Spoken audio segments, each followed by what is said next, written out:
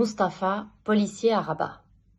Mustapha est le père d'une de mes amies. Elle me propose de le rencontrer chez eux, dans un quartier populaire de la capitale. C'est un homme affable qui exerce son métier depuis plus de 25 ans. Aujourd'hui, il travaille principalement derrière un bureau, mais il n'en garde pas moins une certaine connaissance du terrain. La vérité, me dit-il, c'est qu'on ne peut pas appliquer les lois. Franchement, est-ce qu'on va arrêter tous les couples qui se tiennent par la main pour vérifier s'ils sont mariés? On sait très bien où les jeunes se retrouvent, mais on fait semblant de ne pas voir. Bien sûr, il arrive que la police fasse des vérifications dans des hôtels, mais c'est souvent pour protéger les filles, par exemple dans les villes touristiques où il y a beaucoup de prostitution. La vérité, c'est que tout dépend plutôt de l'argent. Ceux qui ont les moyens, ils font ce qu'ils veulent. C'est malheureux, mais quand on nous oblige à rafler des prostituées, c'est sur celles qui se font payer en légumes qu'on tombe, pas les autres. Les prostituées qui roulent en voiture de luxe, elles gagnent plus en une soirée que moi en une vie.